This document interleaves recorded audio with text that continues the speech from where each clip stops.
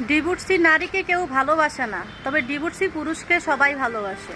তার কারণ কি জানেন? আমি বুঝিয়ে বলতেছি। কারণ পুরুষ মানুষ হচ্ছে স্বর্ণের আংটির মতো, তারা বাঁকা হলেও কাজে লাগে। আর মেয়ে মানুষের একটা ডিভোর্স হয়ে গেলে আর কোনো দাম থাকে না। কারণ সমাজে ডিভোর্সি মেয়েদেরকে মানুষ পছন্দ করে না, তারা ভাবে যে ডিভোর্সি মেয়ে বলতেই খারাপ। তার কারণ কি? কারণ বর্তমান যে সময়টা, সেখানে 90% মেয়েদের দোষে ডিভোর্স হয়, 10% শুধু ছেলেদের দোষে। বলবেন যে কেমন?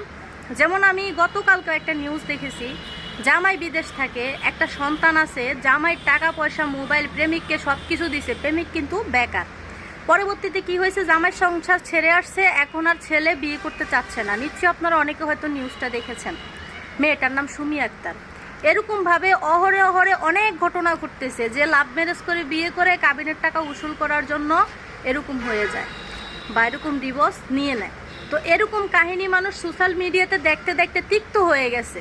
তো এখন যদি কেউ কাউকে একটা ডিভোর্সি মেয়ের কথা বলে, তাহলে তার মাথার ভিতরে রক্ত গরম হয়ে যায়। আসলে সব ডিভোর্সি মেয়ে খারাপ না, কিছু কিছু ডিভোর্সি মেয়ে আছে তিলে তিলে কষ্ট পাইতে পাইতে, আগুনে পুড়তে পুড়তে মানুষ ডিভোর্স নেওয়ার সিদ্ধান্ত নেয়। বিশেষ করে গরিব ঘরের মেয়েরা চায় না একটা সংসার ভাঙুক। গরিব ঘরের একটা মেয়ে শত কষ্ট পেলেও স্বামীর বাড়িতে কাজের মেয়ে হয়েও থাকার জন্য চেষ্টা করে যে স্বামীর ঘর করব, যদি আমি কাজের মেয়ে হয়ে থাকি তবু স্বামীর ভাত খাবো। কিন্তু সেই মেয়ের কপালেই দেখবেন যে সংসার টিকে না। কারণ সংসার টিকে রাখতে গেলে জীবনে অনেক যুদ্ধ, অনেক কষ্ট, অনেক পরিশ্রম করতে হয়। কিন্তু সব চেষ্টায় যখন মানুষ ব্যর্থ হয়ে যায়, তখন কোনো কিছু করার থাকে না। যেমন আমার রিলেটিভের ভিতরে একজন ছেলে বিদেশ থাকে, দেখতে মাশাল্লাহ নায়কের মতো সুন্দর। 2 মাস হয়েছে জামাই গেছে, আর ভিতরে চলে গেছে এক ছেলের সাথে, তাও চোর। এখন যে ডিভোর্স হয়ে গেছে, এখন কি ছেলেটার দোষ না মেয়েটার দোষ? নিশ্চয়ই কিন্তু মেয়েটার দোষ। তবে একটা কথা মাথায় রাখবেন, মানুষ যখন অতিরিক্ত কষ্ট পেয়ে সংসার ত্যাগ করে, তাকে কখনো খারাপ বলবেন না। কারণ তাকে যখন খারাপ বলবেন তখন কষ্ট লাগবে। একটা ছেলে যখন ডিভোর্স দিয়ে দেয় বা তার যখন ডিভোর্স হয়ে যায়, সে অন্যত্র বিয়ে করে ফেলে, তাকে অবিবাহিত মেয়ে দেয় তার কাছে, সে অবিবাহিত মেয়ে বিয়ে করতে পারে, কোনো সমস্যা নাই। একটা বাচ্চা থাকলেও সে অবিবাহিত মেয়ে বিয়ে করতে পারে। কারণ আমাদের মেয়েদেরকে বাবা মা মনে করে যে বোঝায়, একটা ছেলে পাইলে কখন বিয়ে দিবে শুধু এই টেনশনে থাকে।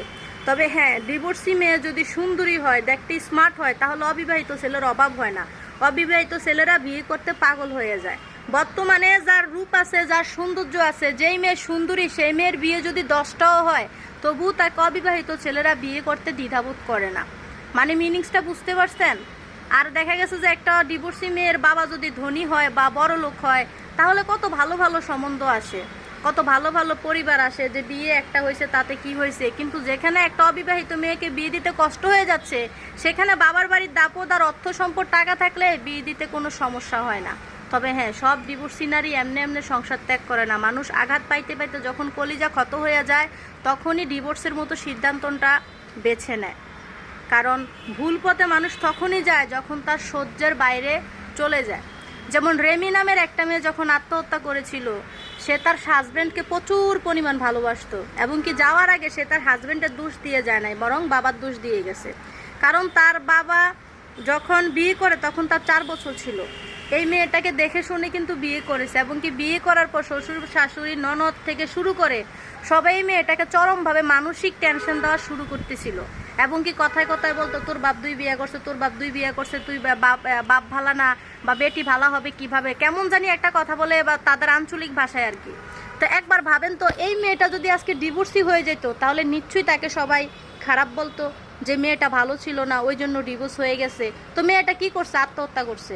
তা আত্মহত্যা করছে, এটা কি সে ভালো করছে? মোটেও ভালো করে নাই। যদি আজকে সে ডিভোর্সি হয়েও বেঁচে থাকতো, অন্তত তার জীবনটা থাকতো। মানুষ যখন আঘাত পাইতে পাইতে দুনিয়া ছাইরা চলে যায়, তখন কিছু কিছু মানুষ বলে যে মেয়েটা ভালো ছিল।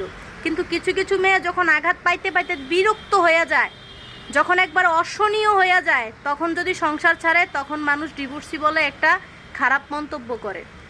আসলে বাস্তব জীবন কে কিভাবে কাটাবে, কার কিভাবে যায়, একমাত্র সেই জানে যেই যে অবস্থানে থাকে। কারণ কারো অবস্থানে না গেলে কেউ কখনো কারো কষ্টটুকু বুঝতে পারে না। আর কারো কষ্ট কেউ বুঝবে এরকম মন মানসিকতাও সবাই থাকে না। কষ্ট বোঝার যদি মন মানসিকতা সব পুরুষ বা সব পরিবারের থাকতো, তাহলে পরের মেয়েকে কেউ কখনো কষ্ট না দিয়ে নিজের মেয়ের মতো করে আপন করে রাখতো। বাস্তব জীবন যে কতটা কঠিন সেই জানে যে যেই জায়গায় থাকে।